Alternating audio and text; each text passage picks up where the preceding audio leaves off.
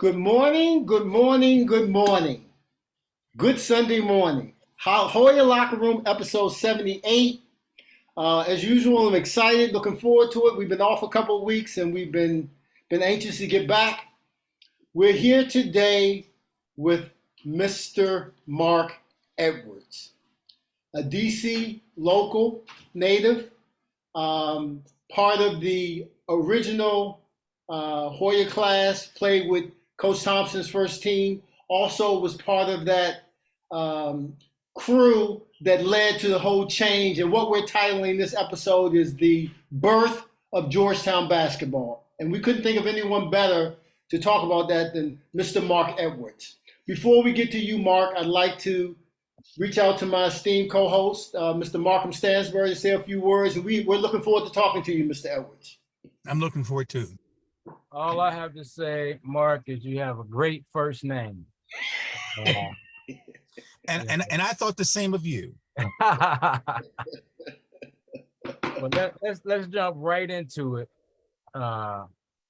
Thing we always like to find out when we have guests on the show is, how did you end up at Georgetown?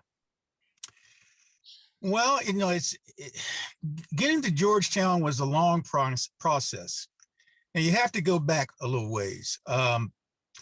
John Thompson wanted to go to Georgetown, but Georgetown at that time was not recruiting Black players. It's in the 60s.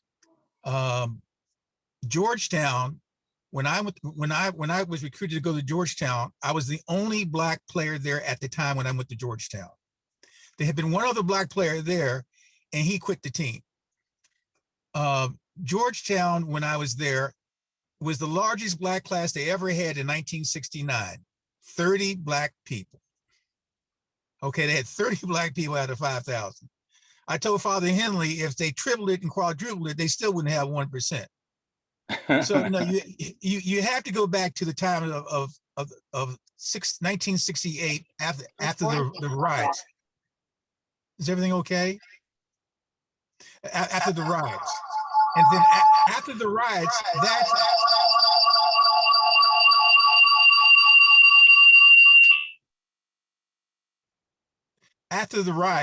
that's when things really started to happen, in the sense that white schools started recruiting Black players. Now, LBJ, God bless his soul, people don't know this, but he went to Georgetown Law School. He didn't finish because he got elected. LBJ said to universities and colleges, if you have minority people in your school, we will give you money. And that was the beginning of them recruiting Black players and Black students to go to the school. So Jack Magee recruited me from Dematha, and when I was at Georgetown, I was the first Black player there. I mean, only Black player there when I was playing, and it was quite an experience. But you have to put things in context of the fact that 30 Black people was Georgetown opening up not only to Black but to women too. So that's how I got to Georgetown. I had all the scholarships to, if I'd gone to the University of Texas, I would have been the only Black person on the football or basketball team. And wow. My mother didn't want me to go there. If I'd gone to University of San Francisco, my mother wouldn't let me go there because the hippies were 2 blocks down the street in Haight-Ashbury. She wouldn't let me go to University of Miami because that was a party school. And I had some other offers. I could have gone to Harvard, Boston University, New Mexico State, Providence. But being Catholic and being raised Catholic, Georgetown was a good fit for me because I had gone to Holy Trinity. In 1953, the Archdiocese of Washington integrated all their Catholic schools, and that's how John Thompson ended up going to Carroll, and they have an integrated team. I went to Holy Trinity for 4 years, which was right next to Georgetown. And Holy Trinity is the oldest parish in Washington, D.C. So I was quite familiar with Georgetown. And my grandmother was a nanny to a young man who had gone to Georgetown, and he used to come and visit her. And I remember how nice and kind he was and how much he loved her. So Georgetown was always in the back of my mind. So going to Georgetown was quite a feat for me, in the sense that my grandmother was able to see her grandson go to school where she was a nanny to a young man. And I'm so glad you broke that down that way, because I read a comment, and obviously it was about you, and it talked about obviously that time and you being the second black person to attend Georgetown to play Second there. player. Bernard White was the first. Am I correct? Correct.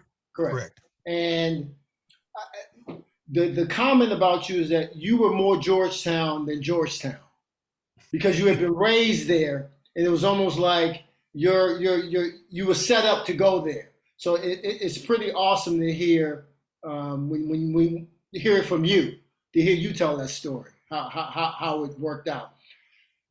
Get to campus. Go ahead. Go ahead, Mark. I'm sorry. The thing about going to Georgetown was that I was recruited by a lot of schools, and they had never gotten a player that had been in the top 50. So I was really the first black, top, like they would say 5-star player that chose to go to Georgetown. James Brown, who was in my class at Dematha, he could have gone. He went to Harvard, but he had also had a scholarship from University of North Carolina.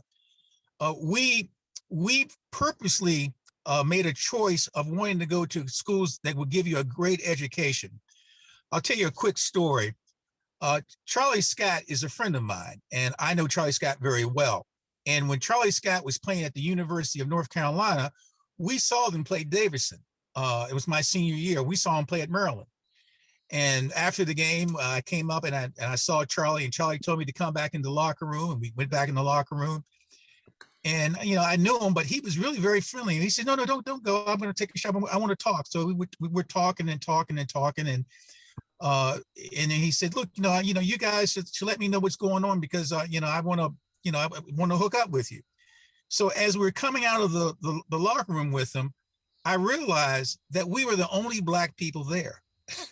We were the only black people there. And when he got on the bus, he was the only black person on the bus. And I still remember him waving to us, saying bye, and that he wasn't gonna go back. He was gonna stay and watch the Knights Columbus tournament. And that's when I realized that I maybe didn't want to go to a school and be the first black in a Southern school.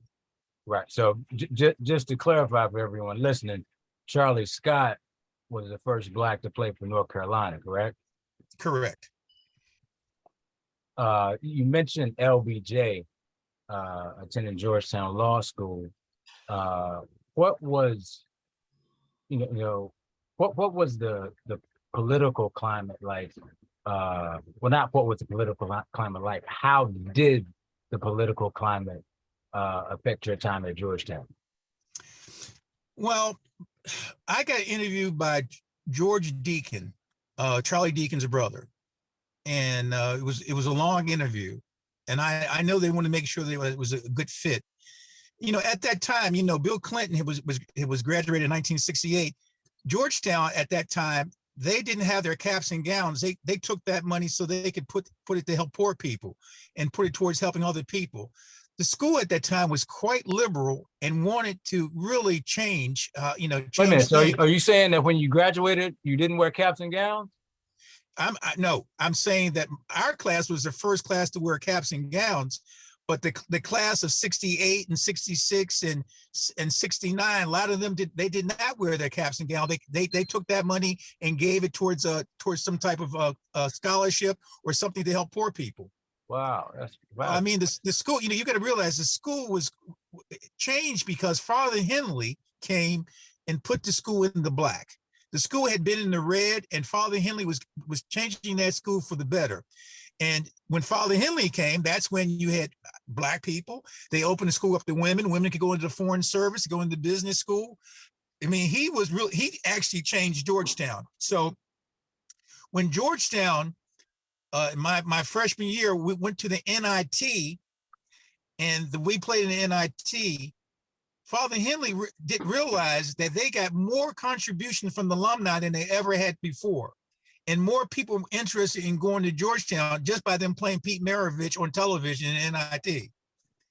So wow. That's when Father Henley got the idea that, this basketball thing could work out pretty well for the school overall. So, and then you realize that when John was being recruited to be a coach, there were 3 coaches they could have taken. There was Jack Ramsey, who ended up, being a pro coach. there was Morgan Wooten and John Thompson. Now, if you look at the three of them, you would put maybe John on the third, because you got Jack Ramsey.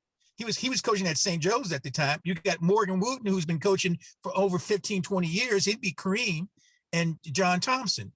But Father Henley knew. Also George Raveling, right? No, George Raveling was more interested. They were more at him for going to Maryland with Lefty Driesell. He was in the running like John was. But Father Henley thought that John would have the most potential to grow than those other two coaches. And that's one reason why he picked John, because he felt that John would have the potential to grow and be a great coach. He saw the potential in John. And I thought that was quite brilliant on Father Henley's part. So what was it like, I'm curious, going from that 3-23 season with Jack Magee and him being fired, transitioning over to John? Well, the 3-23 season was horrible.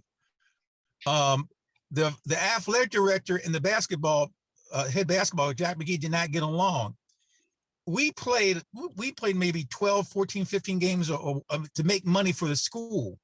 But we had a lot of players that left my junior year. Artie White left, Jim Connors left. We had a few people that left. So it really was a horrible Did they schedule leave because of clashes with Magee, or it was clashes with Magee and Colonel Sickles. So they wanted to have a change, and it was wonderful because John coming on campus, I had never, a black coach for a major college. I mean, that's unheard of at the time, and I thought it was quite a bold move for Father Henley. So it was just, I'd known John since I was 11 years old. I actually worked out with the guys from St. Anthony's when I was at Dematha. So I've known John for a long time. So I was really thinking it was a great fit for him to come. Did I answer your question okay? Very good. So what I'm interested in, and it's along the same lines, you said that 3-23 season was horrible. Looking at the current team and the current state of affairs and the year that they just came off of, did you have any, what do you call it? Flashback? Did you have any feelings? I had post-trauma stress syndrome. PTSD, that's where I was going. They had the PTSD last year. Yeah, I mean, like it was like I thought, oh my God, it's happening again. I would have reached out to you to call. I would have called you to come in and speak to the team. Well, as John used to say, you can't make chicken salad out of doo-doo. So I mean, it's the basketball has changed. I mean, Gene, a player like you today playing, oh my God, if you could stop somebody, I mean, you'd be worth your weight in gold. I mean, people don't play defense the way they play defense when you were playing. I mean, it's a different game. They also don't play offense the way they played when he was playing. No, everything is one-on-one. I mean, if everything not only is everything one-on-one, they don't cut or pass the ball. I mean, they actually move about the ball. So you bring up something interesting, like what you're bringing up now. You played for two Hall of Fame coaches, Morgan Wooten and John Thompson. You're talking today about how the game has changed and what they're teaching, this, that, and the other. Talking about your two coaches, what were the similarities? What was the difference? And how would they fare in today's game? Well, first, let's talk about Morgan Wooten. I know Morgan since I was 11. I went to his camp. And what Morgan did one time for me, he used to put his hand out and we'd hold it out and to see if I could catch the dollar. And the only way you could catch the dollar if you anticipate it, if you became the doer of the action. So in basketball, like John, you have to be the doer of the action. You have to take the game to your opponent.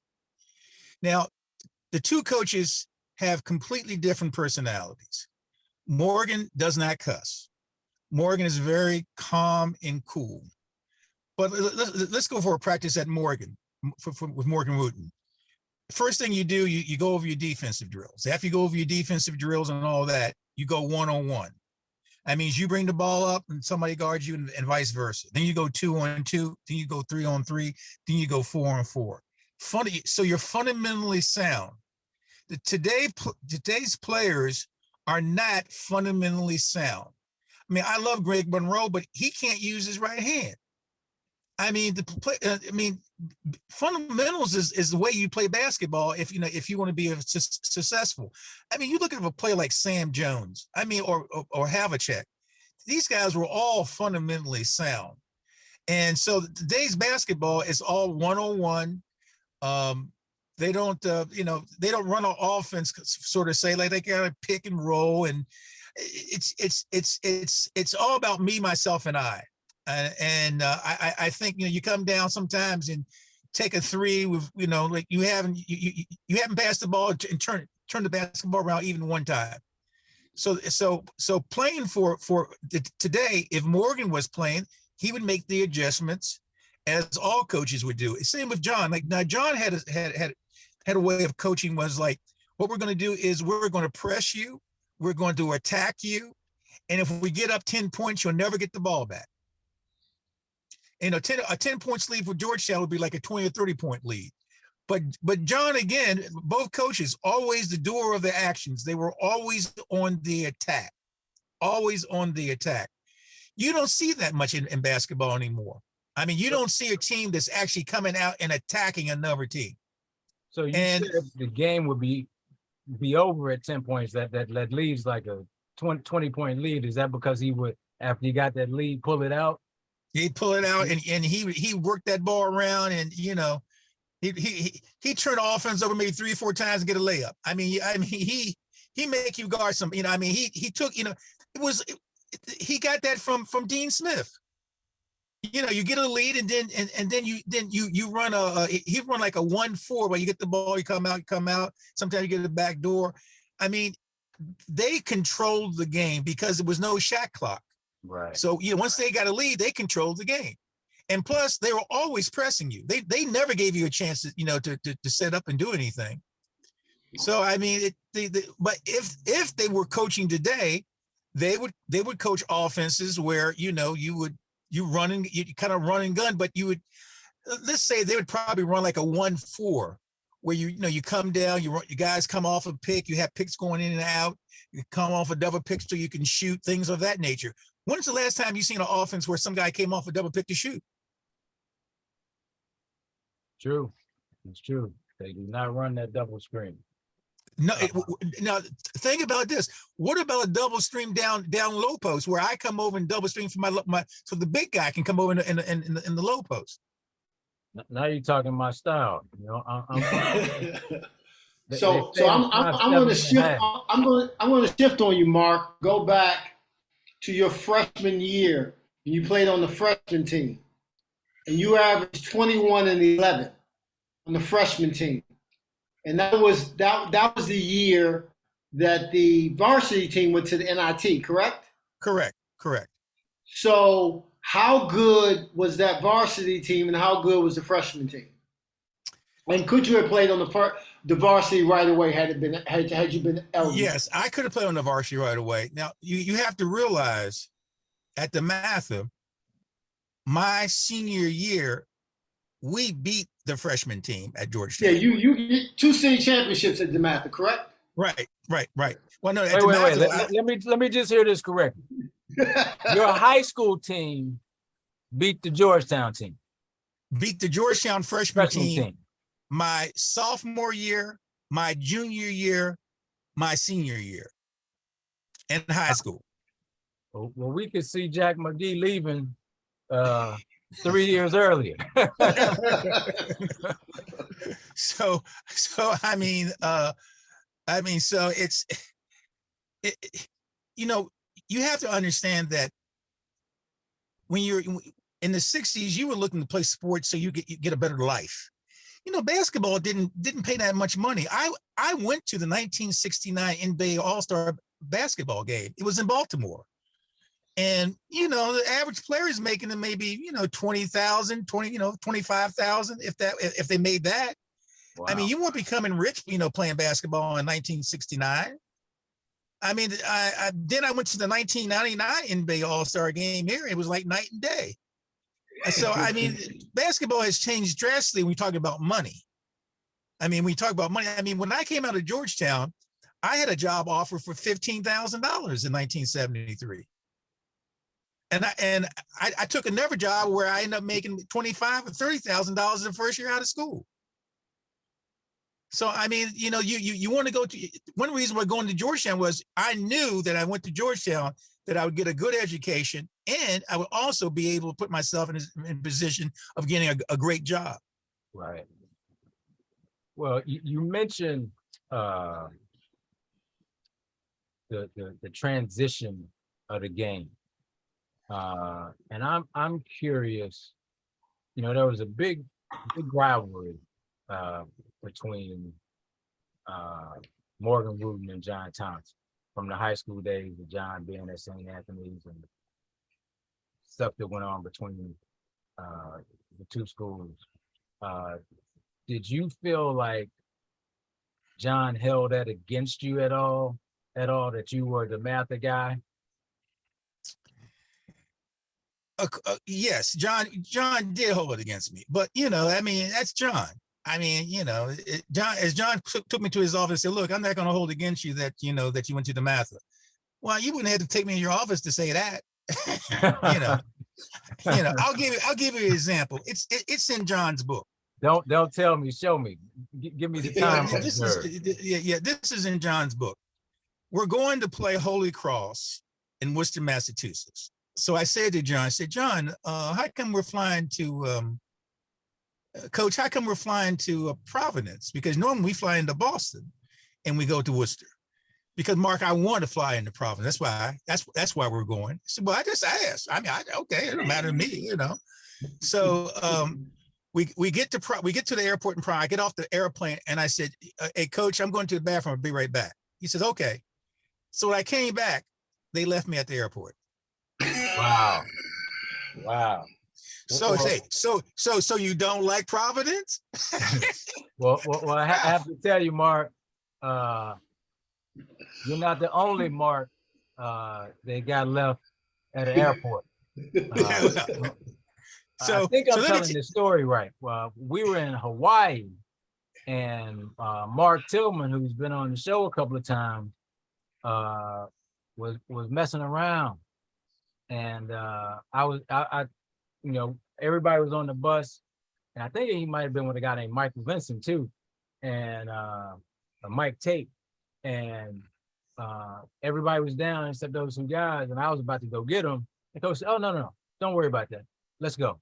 And we went to the airport, going back to DC from Hawaii.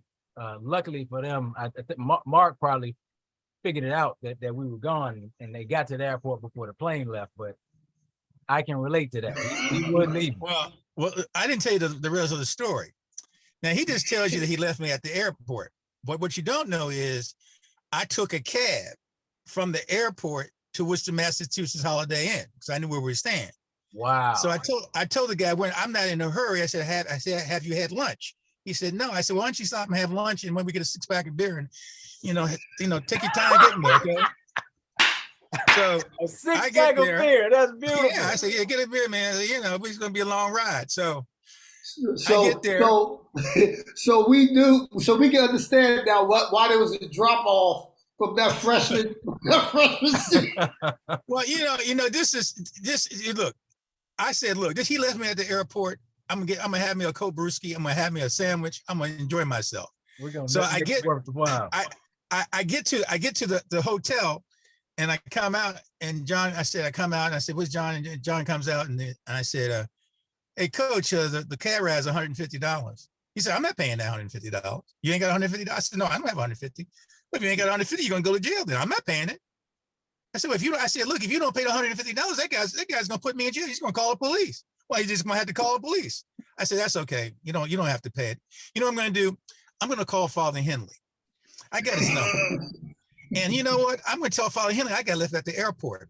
And I guarantee you that Father Henley will wire me the $150. And then you can tell him how I got left at the airport. So what do you want me to do? Oh, you want to pay? Okay. I said, look, you got to tip the guy because I ate. So he paid the cab ride. Oh man, that I gotta tell you, there are lots of guys who come on here with lots of stories. That is my favorite story of all time. That is absolutely my favorite story. You made John Thompson come up off $150 to pay for the cab ride. No, 165 because he had to pay for my meal. So what was your next practice like? No. I didn't play.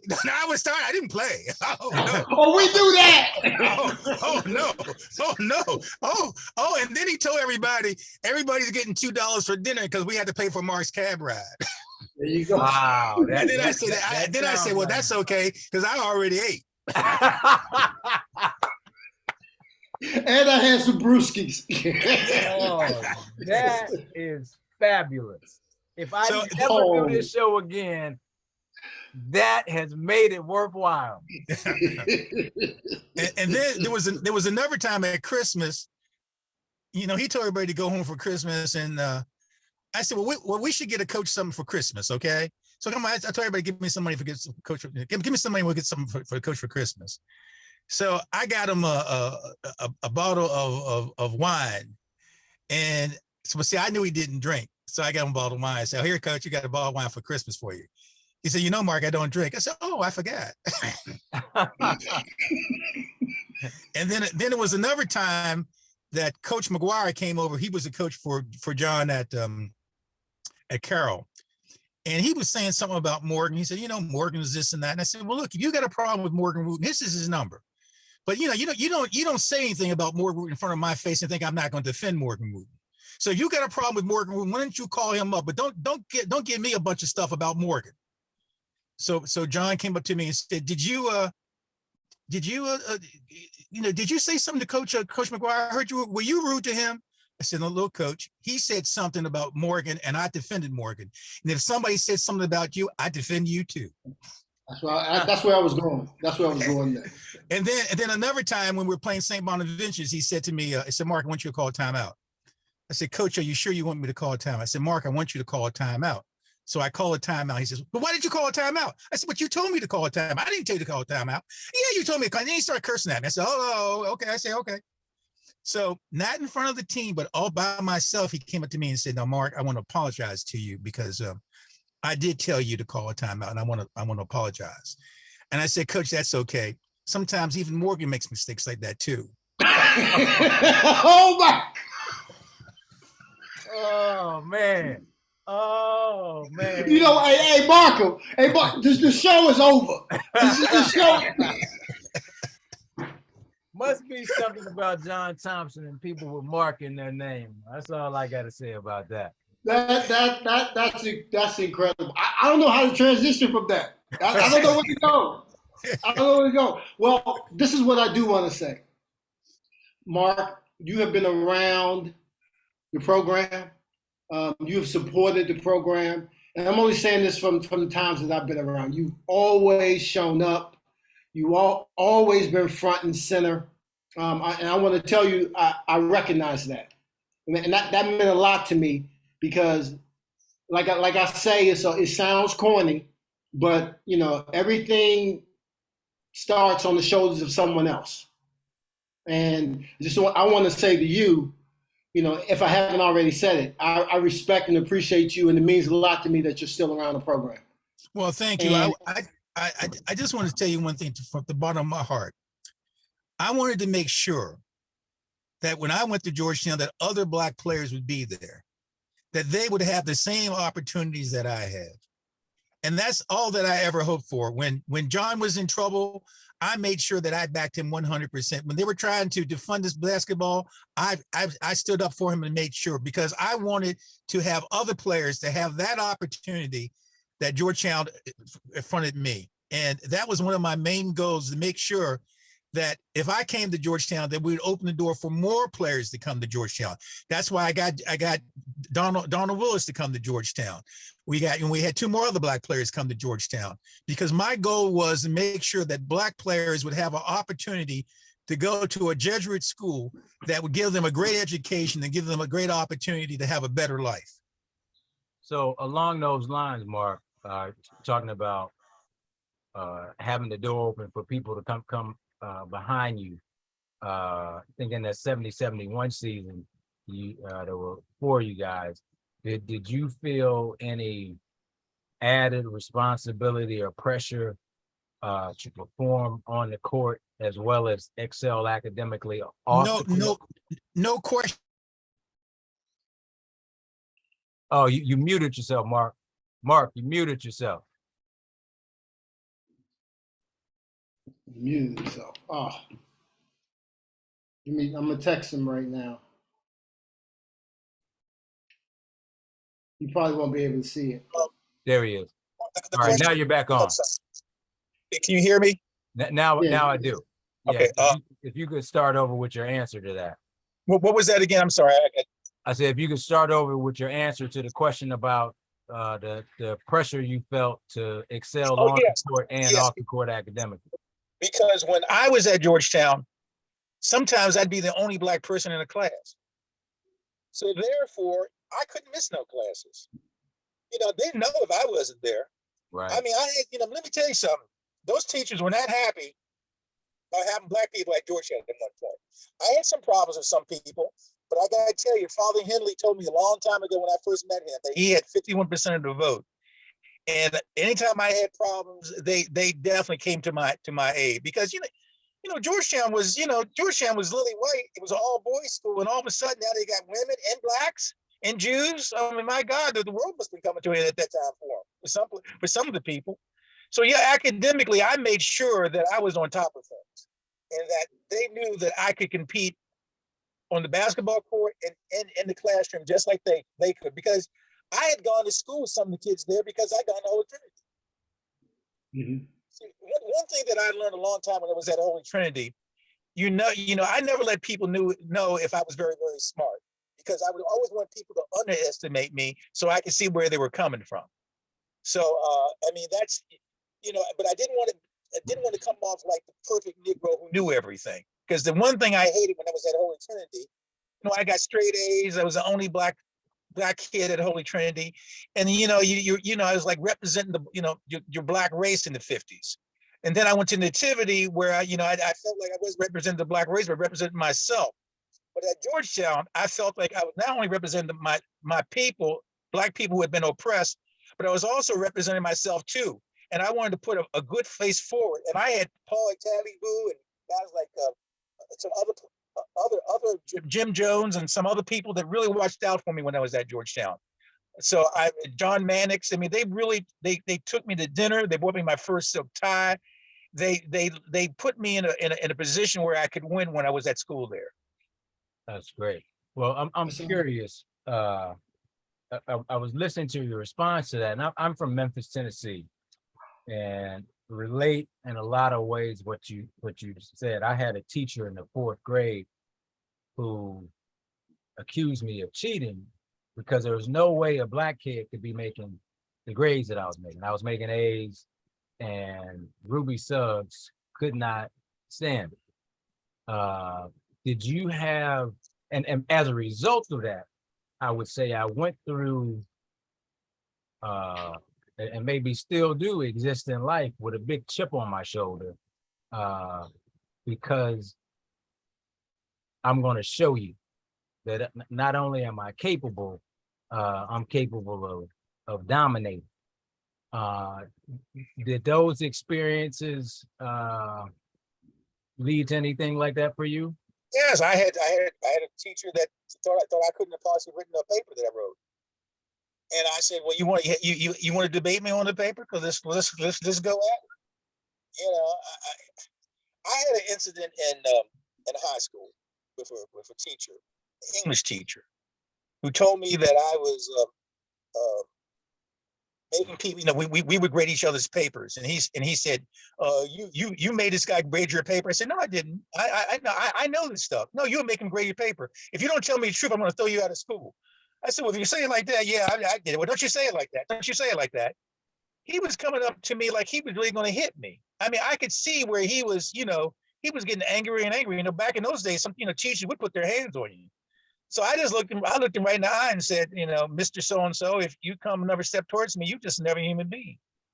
So, so he didn't take that step, but at Georgetown, it was like, well, you couldn't have done this paper. And then, and then I have to, say, well, look, these are my references. What do you want to know about it? Da, da, da, da. And if we got a problem, let's go to the head of the English department so we can, straighten this out. So, I mean, when you think about it, John couldn't go to Georgetown because they weren't recruiting Black people in the early 60s. I mean, no schools were recruiting Black people. And if they did recruit somebody Black, it may be one Black person, and maybe he may get in the game, as a sixth person. I had a friend named Perry Wallace who was the first Black player at Vanderbilt. And the horror stories that he had there going to Vanderbilt. I mean, just horror stories. He played Mississippi State, and they had feces in his locker. People yelled the word "N" at him and said they're going to kill him. I mean, can you imagine going through that? But Perry Wallace did. I mean, that's why one thing going to Georgetown, at least nobody was going to try to hurt me like that. But can you imagine being in the South where you could really get in trouble? So yeah, I mean, I understand what you're coming from, especially coming from Memphis and other places like that, where people don't think that Black people have the capability of being intelligent. So with all that you just said and what I expressed earlier, what's inside of you? What's part of you? What's your feeling? Why are you still so in the trenches? You're still part of the Hoya family. Clearly, your experiences were stronger than anything you encountered. Where's your loyalty and your love from the program emanate? My loyalty from the program emanate from the time I was 6 or 7 years old. I came over to Georgetown, and they took a picture of me with some other people, and they had the original manuscript of Mark Twain, Samuel Clarence, and they took a picture of me. And I knew that in my heart, when I saw that young man from Georgetown, he would come over and see my grandmother and treat her with respect and told her how much he loved her, and would come over and have dinner, and because she was his nanny. I knew that was the kind of school that would forge good character, and I'd be around people who had good character and would have people of substance. And the people that I've gone to Georgetown with are people of substance and character. And I have some of the same friends that I had since my freshman year. I mean, Georgetown is an excellent school, and they have people who have character. You might disagree with some of their opinions about political this and that, but at least they're upfront with what they say and what they feel. But as far as being honest and taking care, looking out for you, you couldn't ask for better people. So Georgetown is just a great school. And at one time Georgetown had more Black people working at Georgetown, and that was the second place where most Black people were working was at Georgetown. Georgetown has always been, by growing up in Georgetown like I did, Georgetown has always been around. I mean, the hospital. I don't have one cavity because I went to the dental school when I was young at Georgetown to make sure I didn't have any cavities. So I've been a part of Georgia ever since I was 5 or 6 years old. So Georgetown is my home. So wait a minute. Let me just. Did I understand you correctly? Did you say you never had a cavity? Never. I've never had a cavity. I'm like 1 in 10,000. Well, you are. I think you're one of a kind. You made John Thompson spend $165 and never had a cavity. I mean, that's very impressive. I'm curious. Having been on a team that was 3-23 in 1973, what was it like for you in 1984 when the team captained by Gene was able to beat Houston and win the national championship for 11 years? Oh, it was a thrill. It was a thrill because I saw people that looked like me, who came from DC and came from all over, have an opportunity to do something that everybody, that you dream of as a child. And, I lived through them. Their victory was my victory. I mean, the beautiful thing about Georgetown at that time, in an inner city, you go every place, everybody had a Georgetown jersey. I mean, everybody wanted to be part of Georgetown. I mean, Georgetown made the Black community feel a sense of self-pride, and they took pride in the fact that Georgetown won, because that was the first time I've seen Black people achieving things and having a Black coach. So it was just wonderful. It was just a great experience, and Georgetown was able to fundraise off of it, and Georgetown has a great education for other people who don't play basketball for Blacks. My niece went there. She got more money from Georgetown than she got from Hampton, and she's a CPA now. So I mean, Georgetown, it's just wonderful seeing Gene and that team being able to win a national title. Were you able to go to the game? No. I was out in the West Coast when I saw the game. Like me, Markham, he watched it from the bench. Yeah. Yeah. I do. Hey, Mark. Mark, I had to say that before he did. At least he had a beat me to the punch. Well, fam, I'd like to ask you, because you were a business major, correct? You were right. What did you do right after Georgetown, and what was your professional career like, and did Georgetown have any influence or impact on that? Yes, because I wrote my first play at Georgetown. I was a playwright, and I did my play at Georgetown. I had over 1,800 people come see my play, and that's when I became a producer. I started producing plays and concerts. I started working for the Cellar Door Concerts and worked with Jack Boyle, and Jack Boyle was the #1 concert producer in the country. Started producing plays with Sam Muhammad, doing things of that nature. So I've been a producer of plays and concerts since I left Georgetown. Well, I am, like what you just said is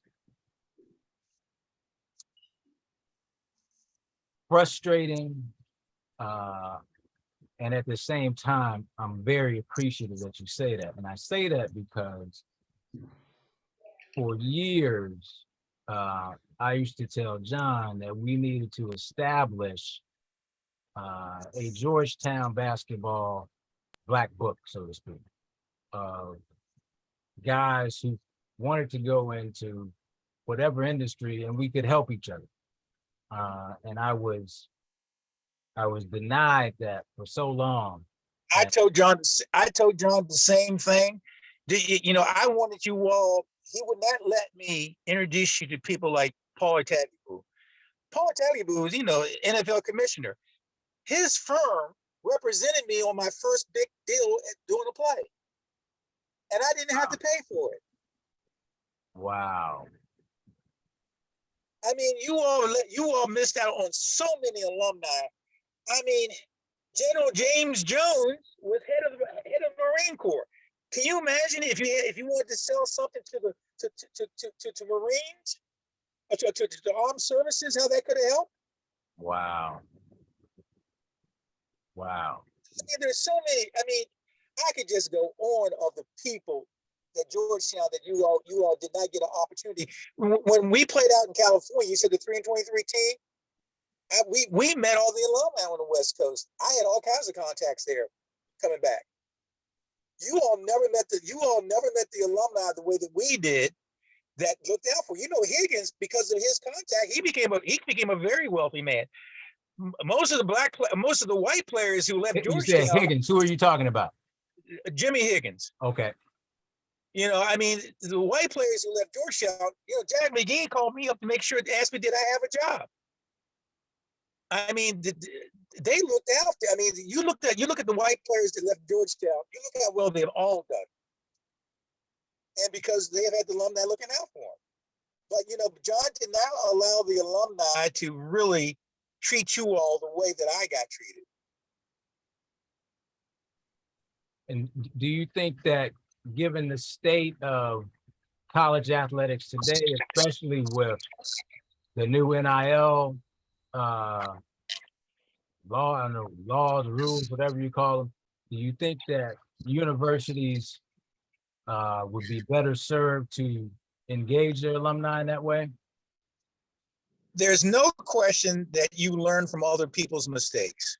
There's no question that if you all had an opportunity to, I remember when Sleepy Floor was out in California, and he was living in a hotel. I said, Sleepy, you should, you should go ahead and get an apartment, buddy, because they're going to keep you. You don't have to worry about, being traded. I mean, the things that you learn Were from you other living in San Francisco? I was out on the West Coast when he was out there, right? And you learn from other people. You need other people to help you pull you up. You don't get pulled up by yourself. You look at James Brown. James Brown went to Harvard, and he was selling Xerox machine, but he had a contact from a guy who went to Harvard, and then he knew Morgan, and then he asked someone, could he be the announcer for the Bullets? He had never done that before, but they said, sure. But they gave him the job because of his contacts. And then when he got an opportunity to open that door, he worked his butt off, and look where he is now. Yeah. So I mean, he's on today. He's working today. It's Sunday. JB's working. But I'm saying, but he didn't get there by himself. Right. He had other people who helped. You can't get anywhere unless somebody helped you. John had somebody help him get that job. Absolutely. Mark, can I ask you a question? Have you ever been brought back by Coach Thompson to speak to the team, or have you ever addressed the team as an alumnus? No, never. John and I just started talking to each other maybe about when I got on his board. Him and I, it's kind of like kind of made up to each other. Well, he's trying to get that 150 back.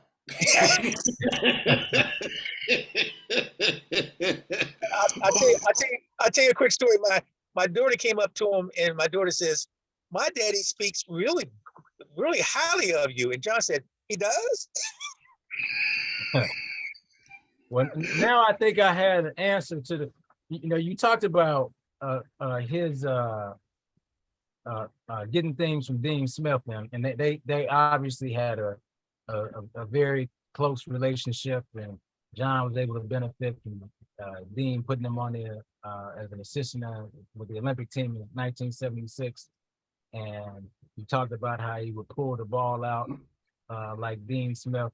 But I think I have the answer to the reason why he didn't give all of the players $200 like Gene Smith upon his death.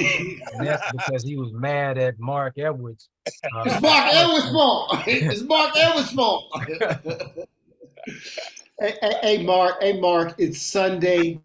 We really appreciate your time, fam. We could do this all day. But anytime we start approaching an hour, we like to let our guests know, because we really appreciate the time. And man, we have no problem with doing this again. But we just want to thank you for what you did while you were on the hilltop and what you continue to do while you're off. And we're looking forward to the next time we're in DC, hopefully getting together and breaking some bread. And, we'll definitely do that. God bless you all. You all have a great Sunday. Thanks again for giving me the opportunity to talk to you all, and hey, God bless. And go Hoya. Before you leave, Markham always has a few closing words, a comment, a quote, and it's usually about the guests that we have. So just give us a few seconds to say goodbye in an appropriate way. Well, I just want to thank you, first of all, for coming on. We will definitely be in touch, because you said some things that I think need to be heard and heard by other people in the program. And I spit out my juice, Markham. I spit out my juice. One of his comments, I spit out my juice. And the quote I have today, when we talked about having that Georgetown Black book, I think this is really appropriate. It's from Reverend James Cleveland. It simply says, a delay is not a denial. A delay is not a denial. So even though we didn't get those things done when you were there, when I was there. Hopefully, we will be able to make those changes going forward. And thank you very much for coming on. Well, remember, a journey of 1,000 miles begins with the first step. So maybe this will be our first step towards that journey. Thank you so much. You all take care now. Stay blessed. Best. Bye. Bye, everyone.